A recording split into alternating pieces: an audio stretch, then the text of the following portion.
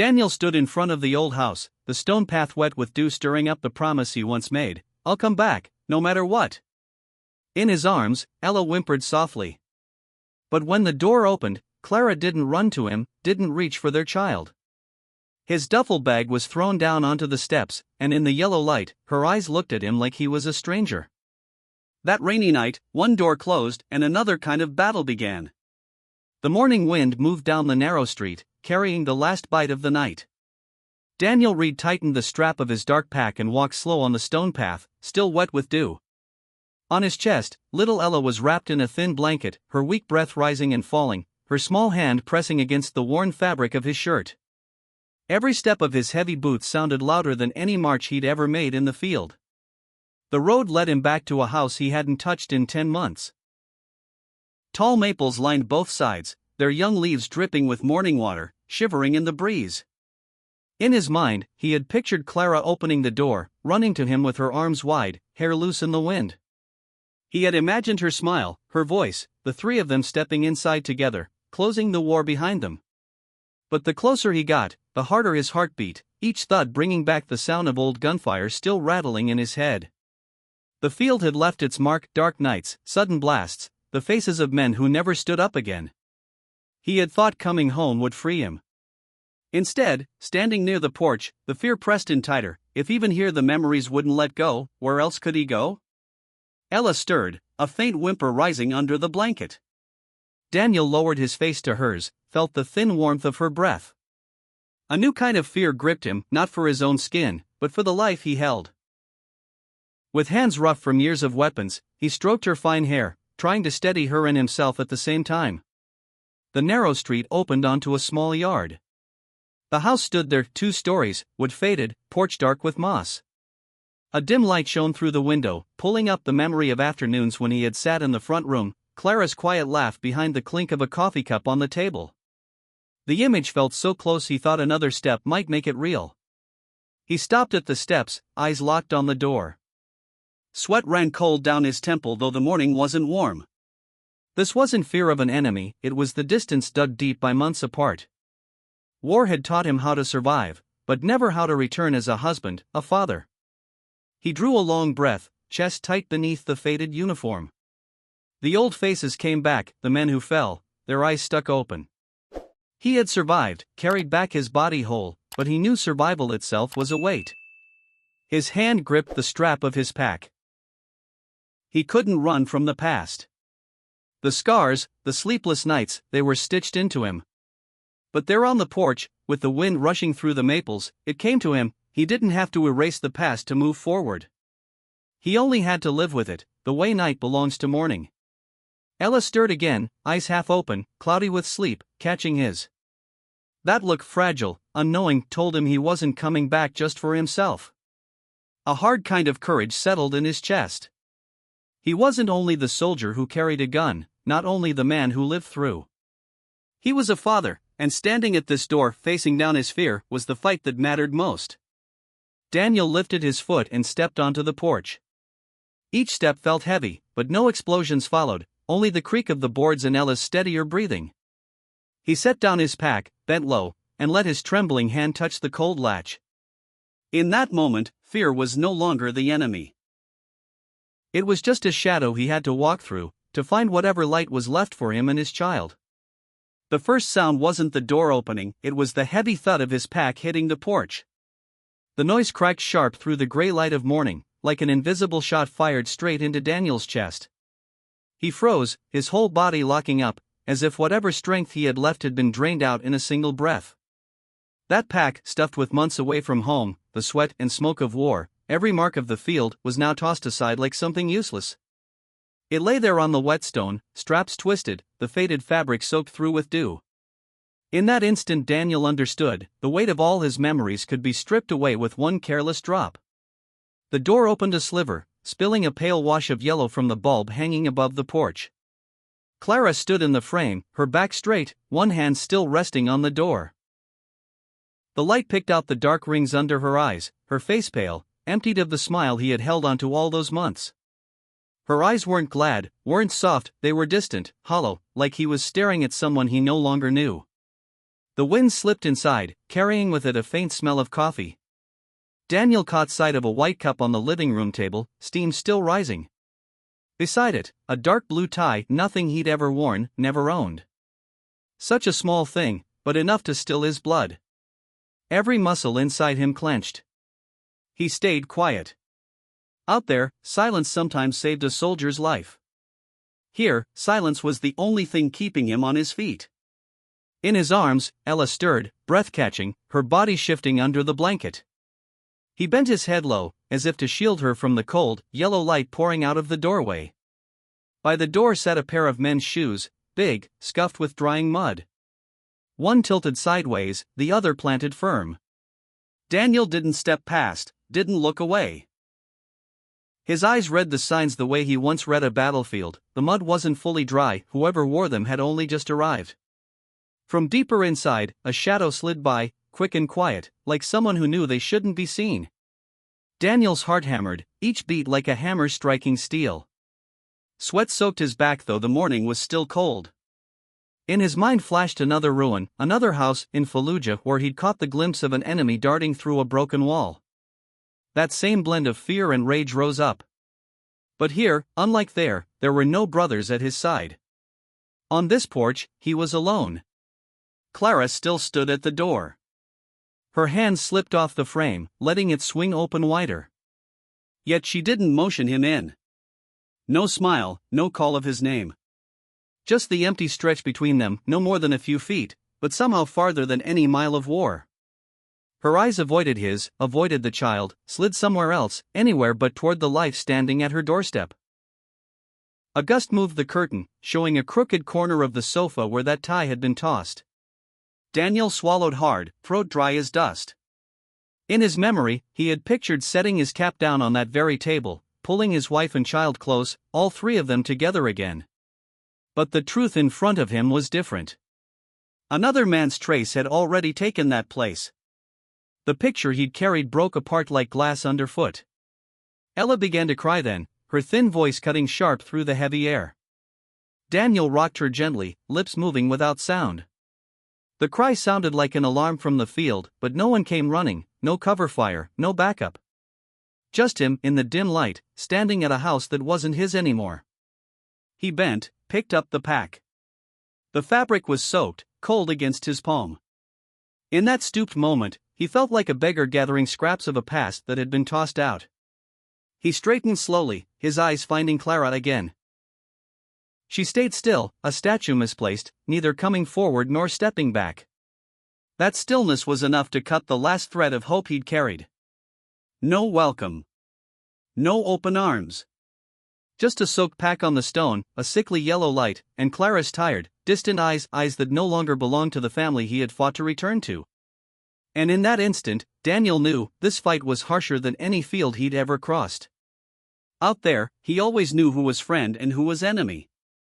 Here, on his own porch, he couldn't tell if the woman before him was his wife or just a stranger wearing her face. He shifted Ella closer, pressing her against his chest. His breath was heavy, ragged, but steady. Somewhere inside, thin but steady, a kind of strength began to rise. Because he understood now, no matter how brutal the truth in front of him, one duty still stood firm: he had to protect the child in his arms. Her name slipped out of him like a broken breath. Clara. The sound was rough, worn thin, like it had been dragged across years of sand and gun smoke. It wasn't joy, and it carried no hope. It was more like a last effort to be sure this house still had anything to do with him. Clara didn't answer. She only turned, placed her hand on the living room table, and slowly slid a stack of papers toward him. The sheets rested beside a porcelain teacup, steam still rising, the faint smell of leaves bitter and strange in the cool morning air. Daniel took a step forward, his wet boots leaving dark streaks across the wooden floor. His eyes dropped to the top page. The bold print hit him square: divorce petition. The black ink was cold, rigid, no space for questions, no room to bargain. The silence stretched. In the service, he'd been woken by orders in the dead of night, heard of men gone forever through the flat tone of a commander. But never had a piece of paper carried this kind of weight. It wasn't just an end to a marriage. It was the tearing down of the one vision that had kept him alive in the dust and fire overseas, the thought of a home waiting. Clara didn't lift her eyes. She stared at a crack in the floorboards, her face drawn tight, hollow. Under the weak yellow light, her lips pressed so hard together it looked as if speaking would shatter everything. But the silence was enough, it said what needed saying. Daniel bent, picked up the paper with a shaking hand.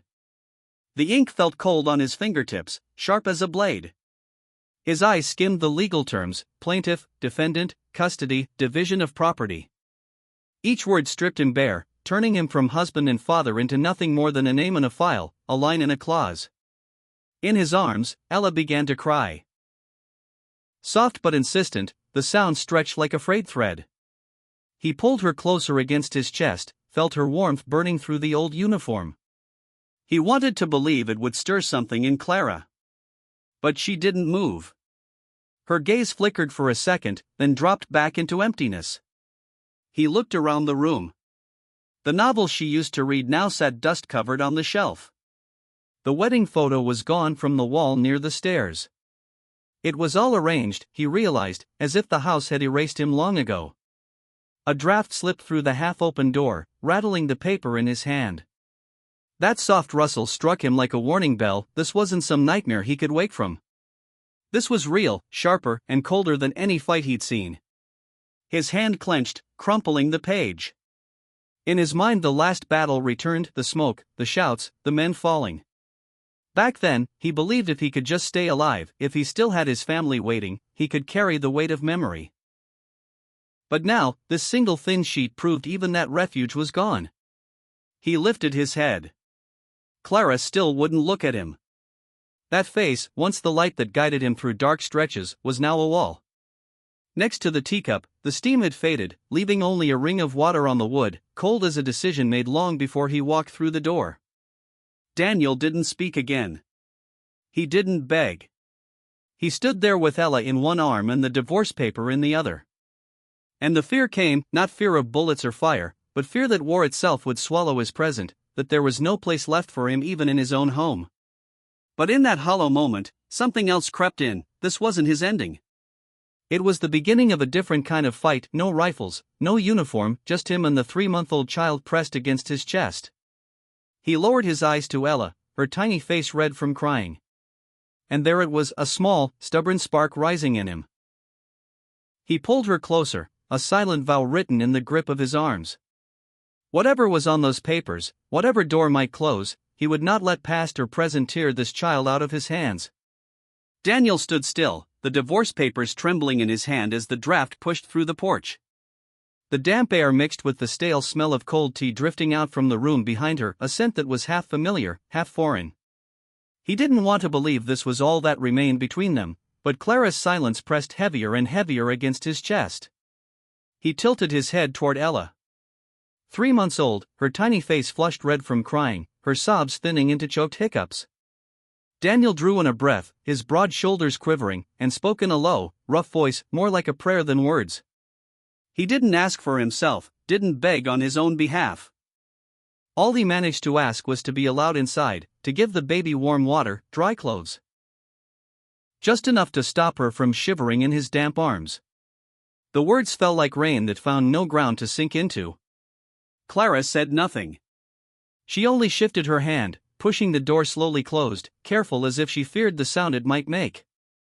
For a moment, her face showed a trace of struggle, then it vanished as quick as a passing cloud.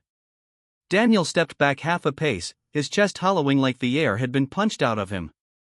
He wanted to believe the door would stop, leave a gap wide enough for him to carry his daughter in. But the hinge grown dry and final, shutting the light away piece by piece, until there was nothing left but dark. The last sound hit sharp and sure, the heavy click of the lock falling into place. It wasn't loud, but it carried enough weight to crush his breath, to slice whatever air he had left. It closed off more than a door, it closed off every picture he had carried home from war. Outside, the wind picked up. Rain started to spit down, silver streaks catching the glow of a faraway street lamp. Daniel stayed there, Ella against his chest, his pack at his feet, all of them wrapped in the sudden cold. He had lived through nights in bunkers, felt bombs drop close enough to rattle the earth, but he had never felt isolation as sharp as this. Just one wooden door stood between him and the warmth inside, yet the distance stretched like a lifetime. Ella squirmed, her cry starting again, weaker this time. Daniel bent to rock her gently, but his hands were soaked, trembling, unable to pass any warmth to her skin. Desperation surged, not for himself, but for the helpless child in his arms, caught in the chill he couldn't fight off. He cast one last glance at the door. No crack of light, no sliver of welcome. Just dark wood, slick with rain, cold as a gravestone. And it struck him plain, there was no hope left of stepping inside. The house, once his refuge, had turned its back. Daniel bent, picked up the pack, its strap slipping in his wet grip. On the porch, his boot prints blurred into the rain, erased almost as soon as they were made. No trace would remain that he had stood there, except for the baby's weakening cry. He held Ella closer, pressing his cheek against her forehead. That faint warmth was all he had left, the only proof that duty still tied him to this earth. Turning from the door, he stepped off the porch, each movement heavy as if dragging the battlefield behind him. The house stayed silent at his back, the porch light shining down on nothing but the rain. Daniel didn't look over his shoulder. He knew if he did, despair would swallow him whole. And so, beneath the thickening storm, he walked on, carrying his child into the night, searching for a place, any place, to make it through the long hours ahead. The first drops came down heavy, drumming against the porch roof, splattering silver across the steps. Daniel had already stepped out of the weak yellow light of the porch bulb and into the rain-soaked dark. Behind him the door was shut tight, leaving him with a hollow space inside, as if the whole town had turned its back. He held Ella close to his chest. The blanket wrapped around her was damp now, cold, no longer enough to keep in her warmth. The sour smell of wet fabric rose to his nose, mixed with the broken sobs of the baby. His calloused hand stroked her back, but each touch only made him feel the shivers in her body more clearly. The pack dragged at his side, heavy, scraping against the whetstone as the strap slipped from his shoulder. Each step was its own battle, the squish of waterlogged boots mixing with the steady beat of rain on empty streets. He didn't count the distance. He just knew standing still meant nothing. He had to keep moving. The street stretched long and dim, street lamps casting weak circles of light, never enough to show a face. He passed porches with curtains drawn, windows glowing faint and warm from the inside but out of reach. He wondered if anyone could hear Ella's thin crying. But like on the field, people learned not to hear what might break them. The town stayed silent. The rain came harder. Water ran in streams along the gutters. His pants clung to his legs, the cold biting with each step. He hunched his shoulder to shield Ella from the spray, leaving his back to soak through. She trembled in his arms, her cries slipping into weak little gasps that twisted his chest tight. A fear rose in him, sharper than any mine he'd ever faced, the fear she might stop crying. On the battlefield, silence could mean safety. But here, in his arms, silence meant loss. He bent his head down, whispering broken sounds, not even words, just enough to fill the void with his own voice. He walked on, scanning porches and doorways for some cover. White-trimmed houses, wooden steps, everyone shut tight, like the whole town was closed to him. He knew then there wasn't a single roof here that belonged to him anymore. The only truth was the wet road underfoot and the baby in his arms. The pack caught in a drain, yanking his shoulder. He bent, freed it with stiff fingers, every muscle strung tight. His back ached, the old scar across his shoulder burning under the soaked shirt. Still he pressed forward. Physical pain was nothing compared to the shallow, rapid breaths of his daughter. Branches overhead shook, dropping cold water down his neck. He lifted his face into the rain, stinging his eyes with salt and grit. He shut them hard, then forced them open quick, afraid that closing them too long might make her slip away. All his senses stretched wide, not to track an enemy this time, but to hold on to the fragile life in his arms. His footsteps fell into a strange rhythm, squish, squish, broken by the weak cry of the child. It was the only music left in the street. Daniel knew his body was near spent. But he also knew falling wasn't an option. Because he wasn't just carrying the weight of his own past anymore, he was carrying the start of someone else's future. He pulled Ella closer, his broad hand covering most of her tiny face. Through the downpour, he drew in a deep breath, the smell of wet earth, of damp cloth, of sour milk filling his chest.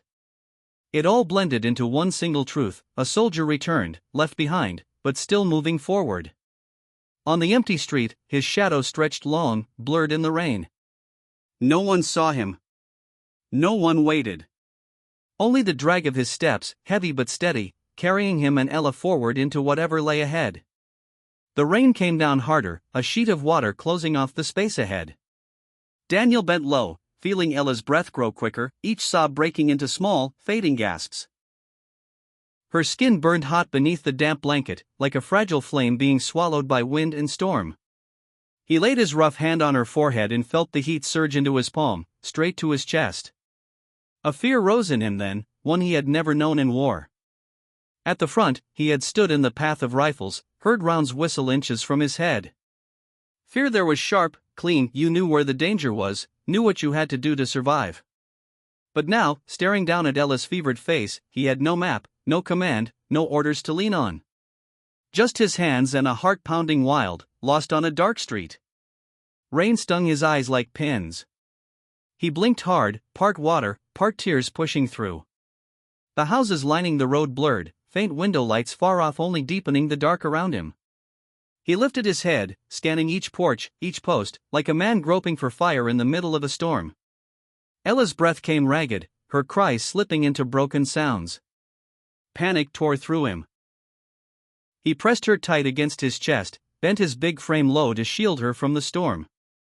He tried to run, but his legs dragged, the pack yanking on his shoulders, every muscle close to giving out.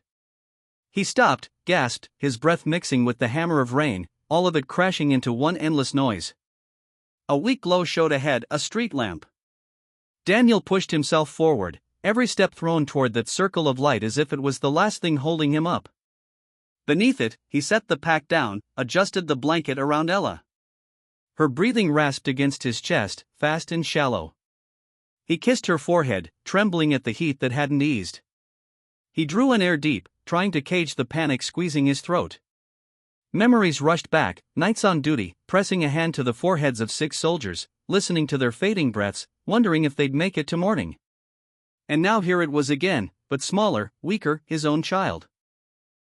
This time, he couldn't trade, couldn't accept the loss. The rain never let up. Daniel lifted her higher, his chest heaving with each breath. His eyes darted across the row of darkened homes, searching for a crack of light, an open porch. Everyone was sealed shut, boxes of silence, while his daughter's cry dwindled in his arms.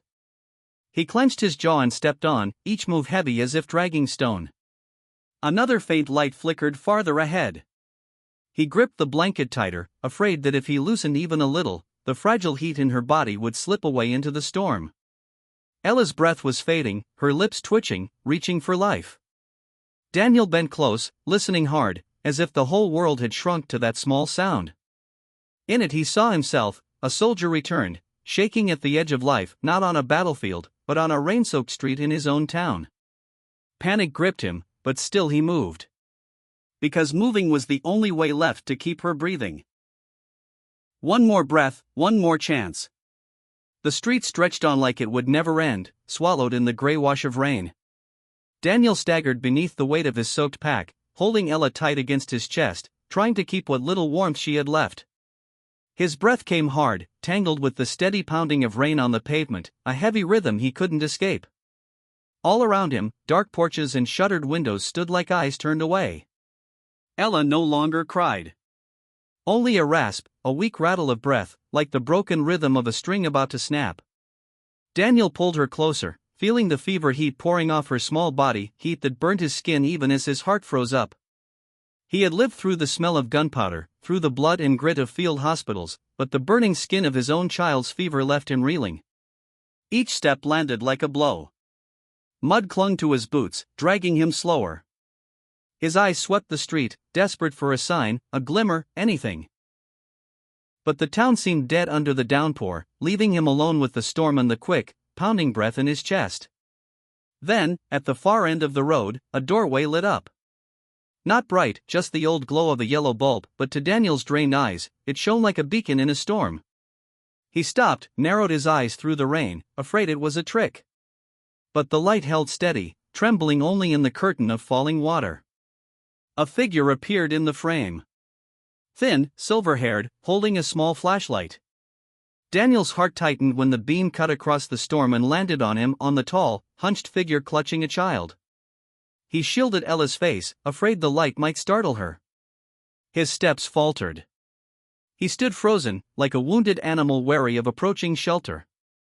The woman, Mrs. Grant, didn't step down, didn't call out. She simply lifted the flashlight, held the beam steady, a quiet signal that she saw him. That small gesture made Daniel shiver. After a street full of closed doors, here was one set of eyes willing to remain open. He moved forward, slow, each step splashing cold water. The light ahead pulled him on. Every step whispered back at him, just one more, just one more. As he drew close, he saw her face clearly, lined deep, tired, but lit with a kind of steady fire. She didn't speak, didn't question. She only lifted her chin slightly, her eyes resting on Ella's fevered face. That look alone told him enough. It wasn't judgment. It was the gaze of someone who had known loss, who understood the terror of not being able to protect what you love. Daniel's hands shook as he clutched the blanket. He dropped to one knee on the step, not from exhaustion, but from the blow of sheer emotion. Rain roared, but for a moment, time seemed to stop. He raised his head, eyes blurred by water and tears both. Mrs. Grant lowered the flashlight and pushed the door wider. Warm light spilled out across the porch, running into the rain like a fragile ribbon of gold. She lifted her hand, not to touch, but to guide. Daniel understood. He rose, pulled Ella close, and stepped inside, dragging the soaked pack with him. The threshold was low, but to Daniel it felt like the border between despair and hope. Behind him the rain still pounded, the wind still screamed. Ahead of him was just a small pocket of light, but enough to believe his daughter would breathe through the night. He didn't say thank you. His throat was locked tight, every word jammed inside. But his ragged breath, the wet in his eyes, the way he held his child, that spoke for him. She only gave a slight nod and stepped back, letting the door close behind them. And when the sound of rain was shut out by that old wooden door, Daniel realized his shoulders were shaking. Not from the cold, but because, for the first time in a long time, a piece of the weight had been set down, if only for a night. The door shut behind him, and the noise of wind and rain was cut off, leaving a sudden quiet. Daniel stood frozen in the narrow hall, his breathing still hard, water dripping steady from his soaked shoulders onto the old tile floor. The air smelled of damp wood, worn wool, and a faint trace of cinnamon from a spice jar on the shelf, a world apart from the cold emptiness of the street outside. He stood there awkward, like a man lost who'd stumbled into a different world.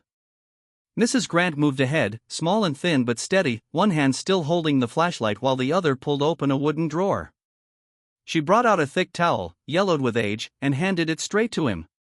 Daniel set his pack down quickly, still cradling Ella tight, and bent to take it.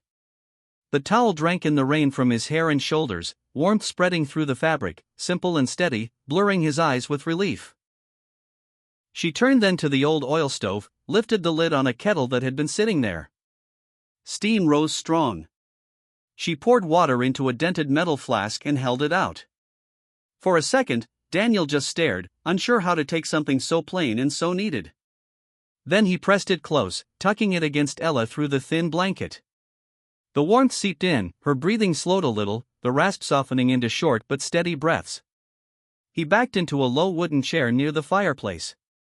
The fire was dead, only ashes left, but she moved quick, stacking a few dry logs, striking a match. Flames flared, crackling in the quiet.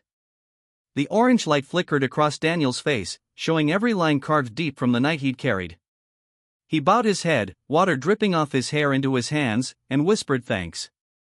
The words came hoarse, barely there. But she heard, because she gave a small nod and went on feeding the fire, no answer needed. But then Ella sighed, her little fingers twitching until they brushed his skin. And Daniel's hand closed firm. No, he wasn't the same man who had once only watched. He was a father now. And this hand would hold on, whatever it took. The fire burned brighter, catching the drops still rolling down his face. Daniel sat there, shoulders shaking, but not from the cold anymore. His eyes lowered, blurred with wet, and he whispered thanks again, not just to her, but to the unexpected mercy that had found him in the storm. Nothing in that old kitchen was extraordinary, just a tired soldier, a feverish child, an old woman offering a towel and a flask of hot water. But it was those small things that kept life intact through a long night. And to Daniel, it meant more than any victory he'd ever fought for. That morning didn't come with bright light, only a pale gray that hung over the town after a long night of rain.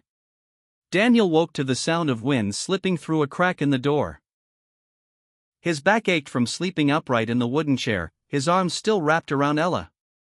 She stirred lightly, her face still pale but her breathing steadier than it had been. He didn't move, not wanting to wake her. The fireplace was nothing but ash now, a few red embers glowing faint like cat eyes in the dark.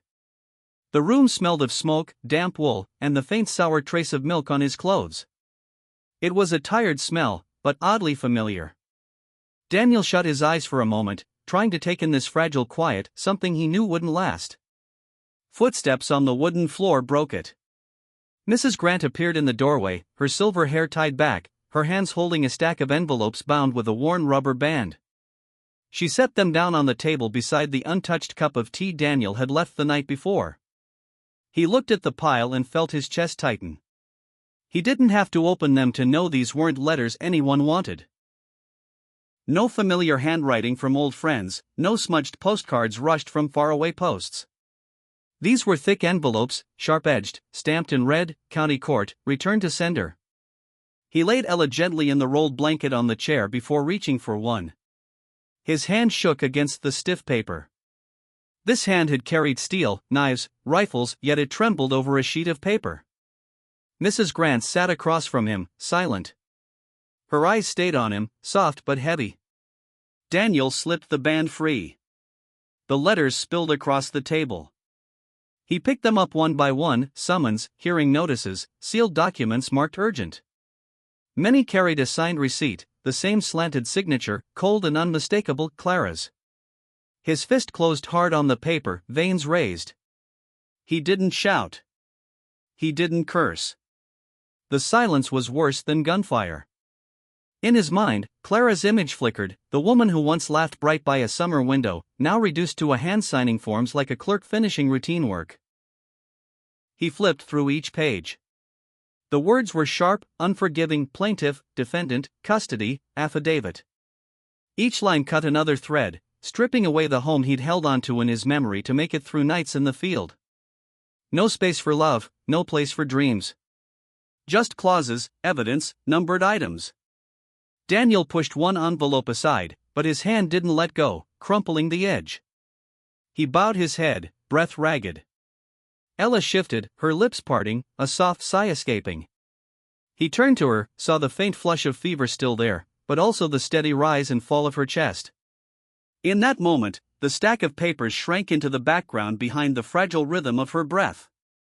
He sat a long time, turning each envelope over, the red stamps, the cold signatures, dates he hadn't been there to see. It was clear, this fight had been laid out long before he came home, while he clung to the memory of a house that was already gone. Light crept in through the window, thin and gray, falling across the pile of mail. Daniel braced his elbows on the table, pressing his face into his hands. He didn't cry out loud, but his shoulders shook. Heavy breaths escaped into the quiet, mixing with the whistle of wind outside. After a while, he lifted his head, pulled the blanket tighter around Ella. She slept sound now, her breath even, the rasp gone. He looked at her face, then back to the letters. The trembling inside him began to settle, replaced by something slower, heavier: resolve. He gathered the papers, stacked them neat. Every envelope, every seal, every signature, they would no longer hang like a sentence above him. They would be his evidence, his tools for a new kind of battle. One he wouldn't face as a soldier, but as a father. He leaned back in the chair, closed his eyes, pulled in one long breath. When he opened them again, his gaze was changed. No longer the man left outside his own door, but a father learning that to keep his child, he had to step into another fight, one fought with paper, courts, and cold clauses. In the silence of that morning, a fire lit inside him, quiet, steady, but firm. And it began with that stack of letters, proof that his life had been steered onto another path, one he couldn't walk away from. Daniel had stacked the envelopes neatly on the wooden table, lining them up as if order might make them easier to face. He sat there in silence, eyes tracing the postmarks, the numbers, the cold typewritten lines. Most had been opened already, their edges torn rough where Clara's hands had ripped them, read them, and tossed them aside. But in the middle of the stack, there was one envelope still sealed, the flap untouched. His hand froze on it. Calloused fingers brushed across the flat, smooth surface, so different from the rest. In the corner was the name of a law office from another state. Unfamiliar, but formal, heavy. The stamp's edges were frayed, the postmarks smudged with moisture. It had sat there for a long time, ignored. He lifted it, turned it over in his hand, listening to the dry rustle. In that moment, he knew this wasn't just a forgotten letter. This was something Clara had chosen not to open, something she had left buried.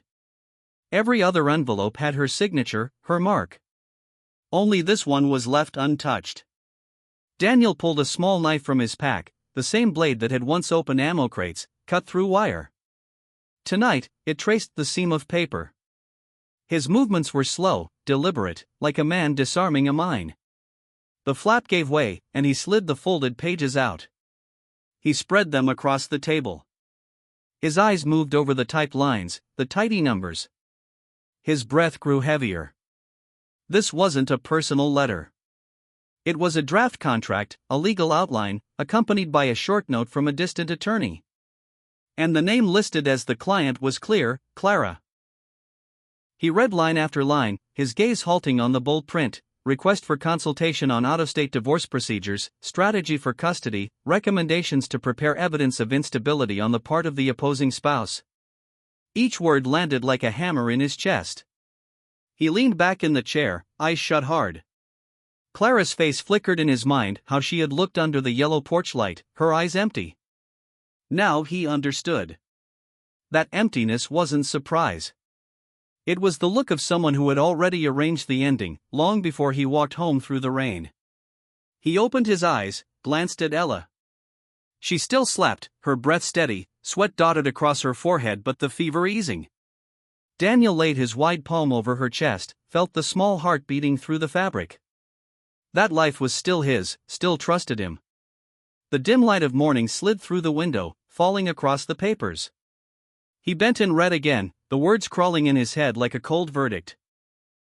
Lacks stable employment, displays symptoms of post-war disorder, unable to provide a secure environment for an infant. Each line stripped away another piece of him, reducing him to a shadow on paper, a man unfit to be a father. His hand tightened on the table edge, tendons standing out. Memories surged, those nights in the tent, writing letters to Clara, telling her about his dreams of coming home, raising Ella together. No reply had ever come. And now he knew why. Clara hadn't been waiting. She hadn't been listening. She had been preparing to erase him. His fist closed around the letter but didn't tear it. He wasn't that young soldier anymore, quick to anger, careless with what mattered.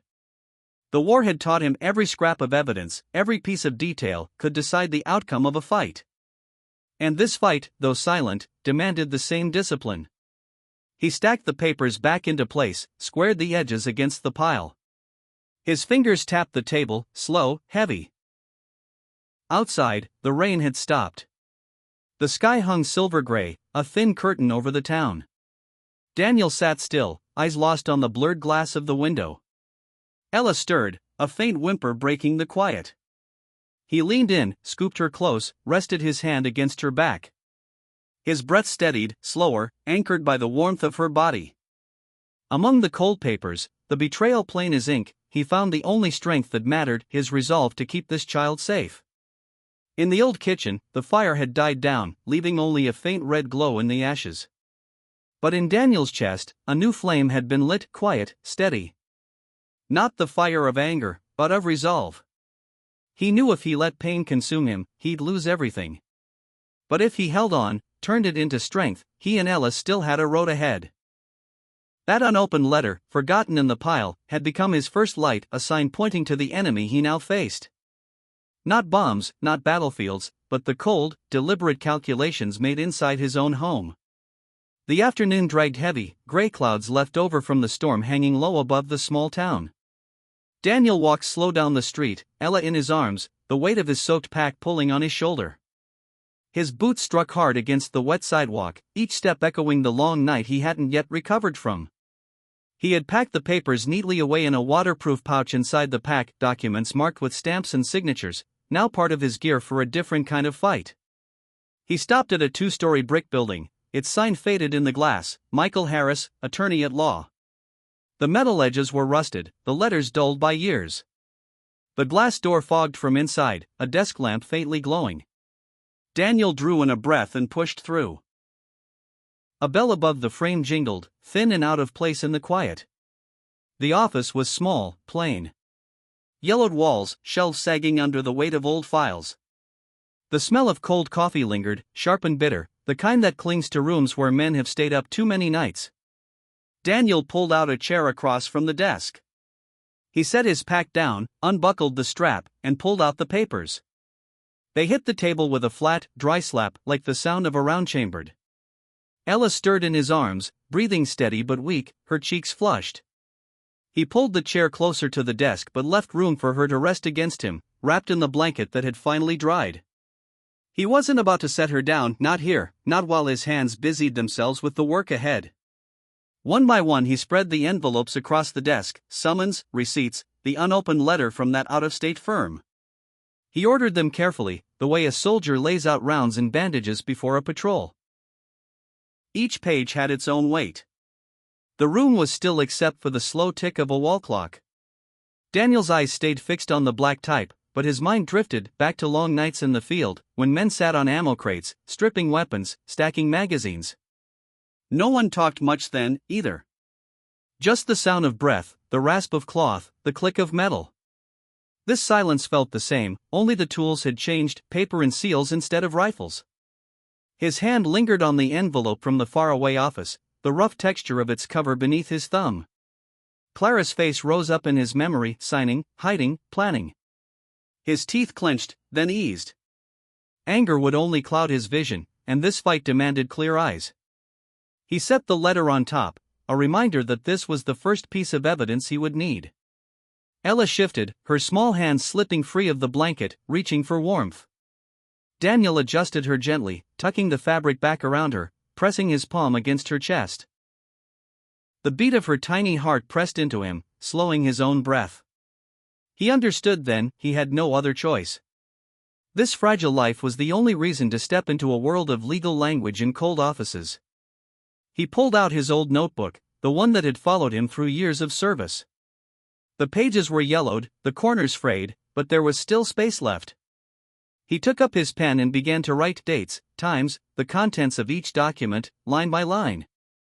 Every note was a marker, a record.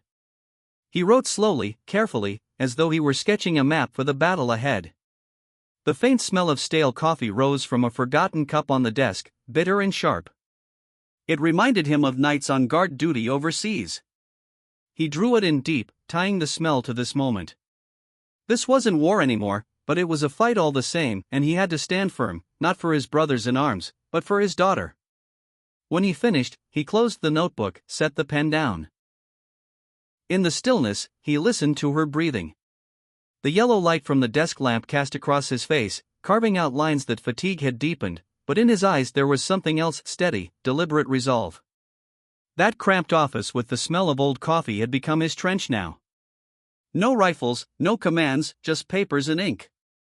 But Daniel knew the truth, this would be the hardest fight of all, because the enemy here didn't come with rifles, but with red seals and signatures. And once again, he would have to prepare as a soldier ready to fight, not for himself, but for the child asleep in his arms. The yellowed light of the desk lamp spread across the papers, its glow broken by the flicker of the fire in the corner stove. Daniel sat motionless, Ella tucked in his arms, her eyes closed, her breath thin but steady. The tick of the wall clock was steady, each strike another nail driven into the silence. On the table lay the papers. Summons, envelopes with Clara's signature, the letter from the distant law office, all lined up neatly. Daniel looked at them the way a soldier looks at a magazine already loaded, knowing soon he would have to step into a battlefield with no rifles, no shots, but every bit as brutal.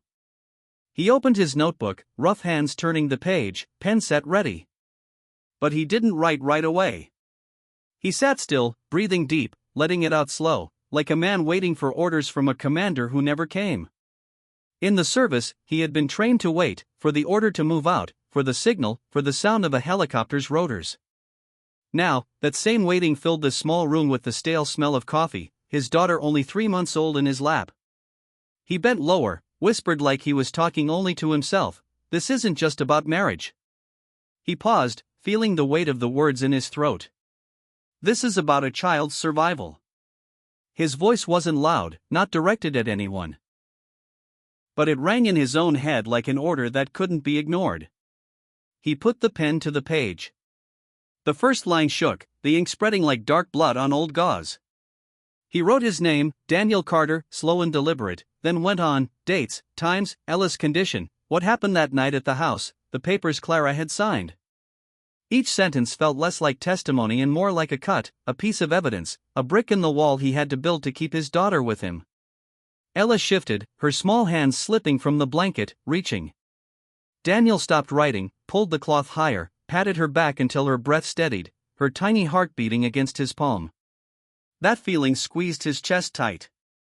Every line on the page was secondary, this breath in his arms was the only thing real. But it was to protect that breath he had to keep writing. He turned to the letter from the distant law office, eyes locking on the bold line, strategy to prove the opposing spouse unstable. Daniel drew his pen across it, underlined hard, then scribbled in the margin, answer with proof, journals of care, witnesses, doctors. He wrote the way a soldier draws a plan for a march, no detail left out, no chance for the enemy to get a step ahead. The room was silent but for 3 sounds, the scrape of pen on paper, the scratch of ink soaking into the page, and the small breaths of a child. Daniel bent lower, his shadow stretching long across the table. Memories rolled back, nights intense, writing reports after a firefight, oil lamps flickering, paper trembling in the wind through cracks. The feeling was the same now, except this time he wasn't writing for a commander. He was writing for his child's life. He glanced at the clock. Time slid by, each minute pulling him closer to a courtroom he had never seen.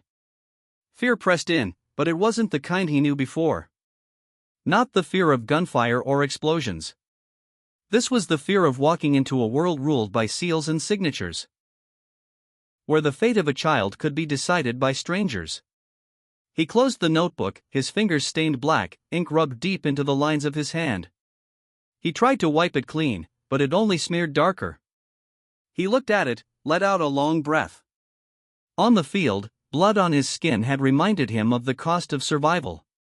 Now, this ink told him the next battle would leave marks too, one's water wouldn't wash away, one's time wouldn't fade. His eyes went back to Ella. She slept sound, her face calm under the yellow glow. Daniel promised himself right there, every ounce of patience, every bit of strength he had left, he would pour into protecting that face, those eyes, that fragile breath. And he knew, though this fight had no rifles, he would have to meet it with the same spirit as any soldier. He gathered the papers, packed them with care into his bag. The movement was slow, deliberate, just like the way he used to check his pack before a march. Every envelope was a rifle. Every red stamp, a bullet. And he knew, if he wanted to win, he would have to walk into that courtroom as if it were a battlefield, steady hands, no mistakes. In the hush of the room, Daniel sat for a long time. The lamps glowed dim, the clock ticking on, Ella's breath soft against his chest. A plan had taken shape. No one needed to sign off, no commander to approve. It had one goal only, keep his daughter. And to him, that was the only goal worth a soldier who had lost everything still standing. The days that followed didn't pass with noise, but with a kind of heaviness, like stones laid one by one across his shoulders. Daniel learned to shape his whole life around the fragile rhythm of Ella's breath. Every bottle, every nap, every flicker of fever became part of a quiet report he kept, not for any commander, but for the fate of his daughter. The thin whistle of wind slipping through worn roof tiles. Daniel sat hunched at the table, shoulders rounded, the shape of a man emptied out after a battle that had taken more than it gave. The lamp cast a weak yellow glow, enough to light the letter in front of him, not enough to drive back the shadows climbing the walls. The yellow envelope lay torn, its edge ragged. Beside it, the stack of legal papers and the handwritten letter from his late uncle. The blue ink wavered in the dim light, as if the hand that wrote it still lingered. Daniel read it again, each word sticking to his eyes, refusing to let go. Make this place a home. He closed his eyes and repeated the line to himself, slow, like a prayer. His hand rested on the page, trembling, not with the fear he'd carried in court, but with something else. Something that burned and steadied at the same time, like a current running through his chest. Behind him, Ella stirred. The crib pressed against the wall sat close to the cold stove, long gone out. Daniel turned, saw her shift, one tiny hand reaching out in sleep. He got up, pulled the blanket over her shoulder, then returned to his chair. In that moment the lamp's light stretched his shadow high against the wall, long and thin, like a tree holding itself against wind. He sat down, breathed deep. The room smelled of damp plaster, wool drying by the stove, cold coffee in the cup from last night. That was the smell of life held together with string, the smell of never being settled since the day he came home. But now there was something new. Old paper, fading ink, the smell of trust left behind by someone already gone. He turned the letter again, read it once more. His eyes burned, the lines swimming. He thought of Uncle Thomas, a faded shape from childhood. One afternoon long ago, when Daniel was 10, he'd stood under a row of trees, looking at the tall, wiry man on the farmhouse porch, cigarette hanging from his mouth. No words, no embrace, only a steady gaze. Back then Daniel didn't understand. Now he did. Silence, sometimes, was the truest inheritance one generation left to the next. He pulled his notebook closer. The last entry was still open. Ella, 9:40, fed 60 milliliters, 10:05, cried long, voice hoarse. He flipped his pen, pressed it hard, and wrote another line, received letter, inheritance. Farm. Duty, make it a home. The letters came out heavy, carved into the paper more than written. Daniel sat upright, breathing slow, staring at the words. All those months of logging feedings, taking photos of rashes, saving receipts, they'd been reports, proof he hadn't quit. And now, here was another kind of report, one built on hope. He shut the notebook, laid his palm flat on the rough cardboard cover. For years, all he'd done was fight to stay upright, to prove he wouldn't go under. But for the first time, he wasn't just resisting. He was building. The dim room pulled old memories to the surface. He was back in the desert, in a medic tent, lamp flickering, writing up patrol reports with a shaky hand while gunfire popped outside. Back then, writing proved he was still there. Tonight, the writing was different. It was a beginning. A foundation. He lifted his eyes to the lamp. The bulb sputtered faintly, light wavering. He feared it might go out, the way he used to fear the oil lamps dying when storms rattled the canvas tents overseas. But even if it did, he had the letter now. Another flame. Ella's small cry broke the silence. Daniel rose, scooped her up, felt her press her face into his chest. He patted her back, whispering nothing more than his breath. He returned to the chair, holding her.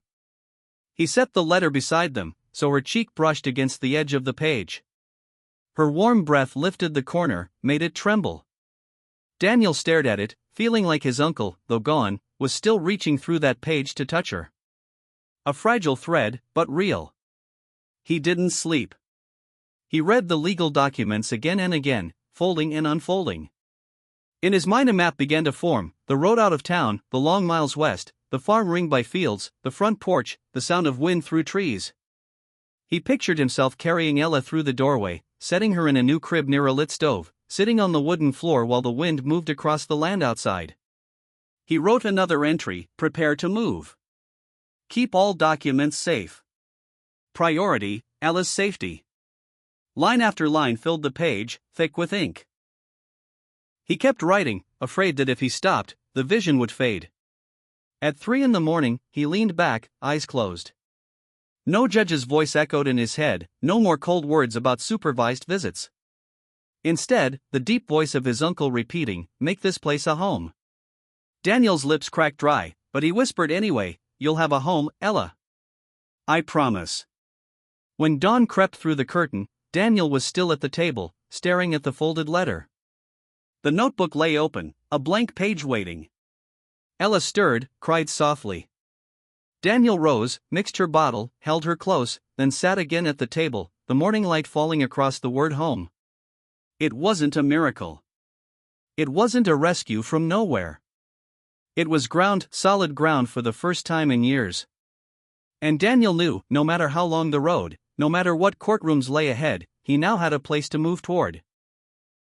That afternoon, the last of the sun stretched low across the narrow street, throwing long shadows of old brick buildings onto the patchy pavement. Inside the cramped apartment, Daniel was fixing a bottle for Ella.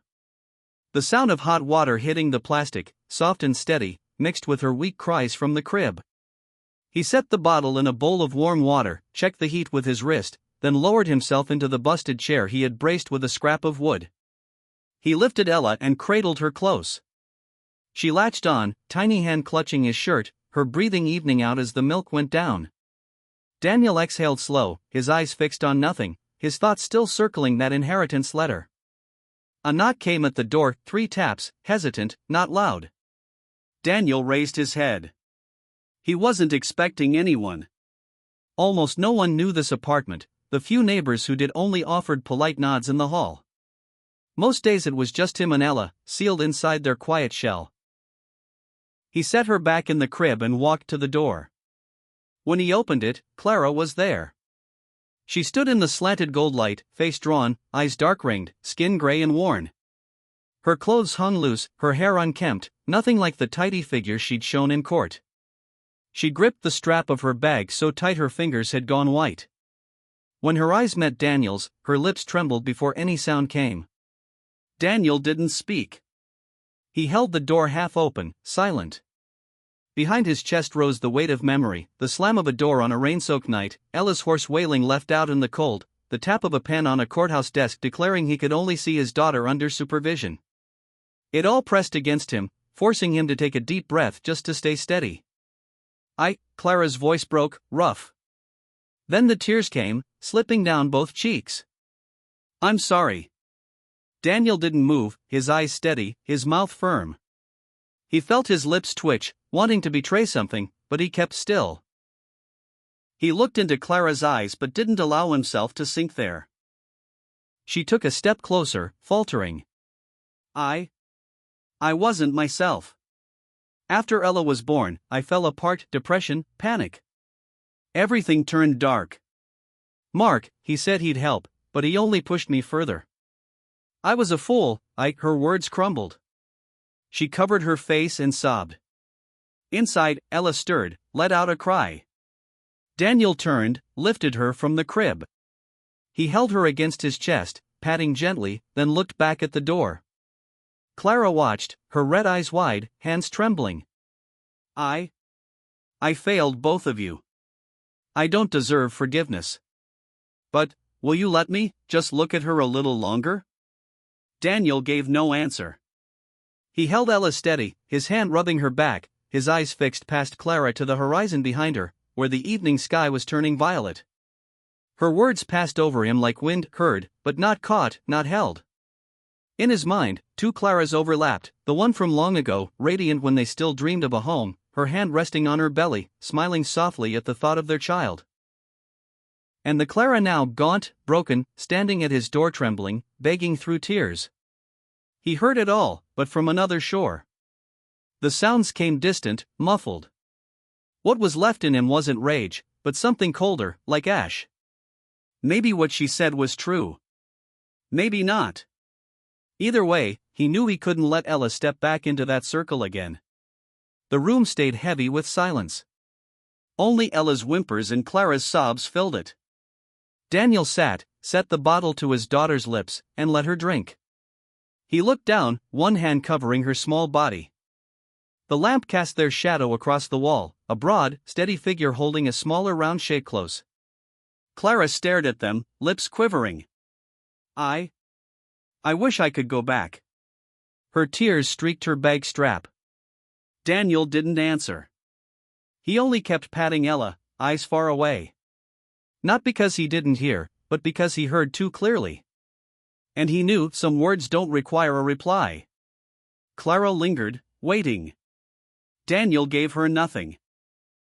His gaze stayed locked on a dull spot in the plaster, beyond the walls, beyond her. In his eyes was no reflection of the woman before him, but a vision of something farther: the farm, the letter, the words carved into his chest, "Make this place a home." He looked straight through her, as though she were no more than a passing shadow. Her shoulders shook. She stepped back. Her voice cracked. "I know. I don't belong in your life anymore." Daniel tightened his arms around Ella, pressing her face to his chest. Time stretched out like an entire night. Finally, Clara wiped her cheeks, turned. Before leaving, she glanced back once at Ella, eyes wet, lips trembling. But she said nothing more. Daniel rose, hand on the doorframe. He gave Clara a brief look, then pulled the door shut. The latch clicked heavy, like sealing off the last page of a chapter. He leaned his back to the door, eyes closed. His breath came rough, loud in the quiet. Ella shifted in his arms, lips moving faintly, the smell of milk still on her. Daniel opened his eyes, looked down at her. The distance in his gaze softened, narrowed back into the moment, the warmth of her skin, the messy hair against his chin, her fragile breathing. He whispered without sound, "We still have each other." The apartment slipped back into silence. Daniel set the letter from his uncle on the table beside him and read the familiar line again. He knew Clara could speak apologies 100 times, but this letter was the only direction he would follow now. No more clinging to the past. What he had now was a foundation to build forward. Outside, night took hold. A street lamp cast its pale glow through the window, stretching shadows across the glass. Inside, only 2 breaths filled the air: a soldier returned home, and the child he carried in his arms. Daniel sat steady, his eyes far but steady, and in that quiet, a decision hardened. Close the door on what's gone, so he could finally move toward what lies ahead. The apartment sat in the dull yellow glow of the overhead bulb. Daniel leaned against the door he'd just closed, his hand still resting on the latch. The words he'd spoken, the chance was at the doorstep that rainy night, hung in the air like an aftershock, needing no reply. Clara had walked away, her frail figure fading into the dark hallway, leaving behind a silence that weighed heavy. Daniel didn't feel relief, and he didn't feel anger either. What settled in him was harder to name. Not hatred, more like release. The kind that comes when a soldier drops his pack after a long march and his shoulders finally give way. He let out a slow breath and turned. Ella stirred in the crib, eyes cracked open, a thin cry slipping out. Daniel stepped over, bent down, and patted her gently. She calmed some, though her wet eyes still reflected the unease left in the room. He lifted her into his arms, pressed her against his chest. Her small breath filled the wide cavity of his ribcage, steadying him. He walked the room, slow steps, his eyes drifting toward the thin curtains. Outside, the streetlight cast a wavering stain of gold across the glass. The memory of that rainy night returned: the soaked duffel, the slam of the lock, Ella's raw cries at only 3 months old. That was the night every other door closed. From then on there was only one path left: he and his daughter carrying each other forward. Whatever chance Clara begged for had once been real, but it died out there on the porch when Mercy was left in the cold. Daniel stopped, kissed the crown of Ella's head. He whispered, voiceless, "From now on, no more looking back." He laid her back in the crib, pulled the blanket up, and turned to the table. His Uncle Thomas's letter was still there, its edges worn soft from being handled too often. Daniel opened it again, reading slow, each word hammering into him like a nail set firm in wood: "Make this place a home." His hand lingered on the last line. Clara's image still drifted in the back of his mind, but it was already fading, replaced by something stronger: a weathered farmhouse, fields left to grow wild, a porch wide enough for Ella to run across one day. He knew then, the door that had just closed wasn't the end. It was a turn in the road. That night he didn't sleep right away. He sat at the table and wrote in his thick notebook. Clara came, spoke of depression, of mistakes. I listened. I let go. That chance is gone. Ahead, the farm. Ella needs a home. The words came bold, heavy, not shaky like before. When he finished, he set the pen down and sat in the quiet. The clock ticked steady, Ella shifted in her sleep, but no tears came. The room, though still small and worn, felt different, less burdened by the past, more open to what lay ahead. He leaned back, closed his eyes. In the blur of half-dream he saw himself at the old farm gate. The wood creaked, grass grew waist-high. He carried Ella inside, nothing there but dust and wind, but this time he wasn't afraid. Because this time, he was the one opening the door. Morning light crept through the curtains. Daniel rose, fed Ella, changed her. She drank deep, eyelids heavy, milk dotting her lips. Daniel watched her and thought, life may break apart, but it's these small moments that keep the pulse alive. His gaze went to the door. No one knocked. It stayed closed, firm. Clara might come back, might ask again. But he knew the truth, the rainy night had already carved the line, and his answer last evening was the period at the end. Not anger. Not revenge. Just release. Daniel gathered the papers, slipped the letter into his worn leather bag with the notebook. He checked bottles, diapers, the clean blanket. It was time to start preparing for the farm. Before leaving, he held Ella and walked to the door. His hand paused on the latch. He didn't think of Clara anymore. He only thought, this door closed when it needed to. He pulled it open. Morning light spilled in, clean and new. He stepped out, Ella tucked close. Behind him the door clicked shut, not heavy with despair this time, but soft, like the last line of a chapter. On the street, he pushed the stroller slow, Ella asleep inside. The sky stretched blue, the sun warm, so different from the gray rain days. He said nothing out loud, but inside he made a promise, you'll have a home. No one will ever slam a door on us again. The past was gone. Ahead was only one task, to build. And the letter in his bag was the clearest order he'd ever been given. The story stops here, but the weight of it lingers. A soldier comes home not for parades or applause, but just to hold on to a roof over his child's head. If you've stayed with me this far, maybe you too have known the sound of a door slammed in your face, or the quiet ache of having to let go just to keep moving forward. So tell me, what does home mean to you? I'd truly like to read your thoughts in the comments. Not to count the lines, but to remind each other that there are still things worth keeping, and still kindness left to believe in.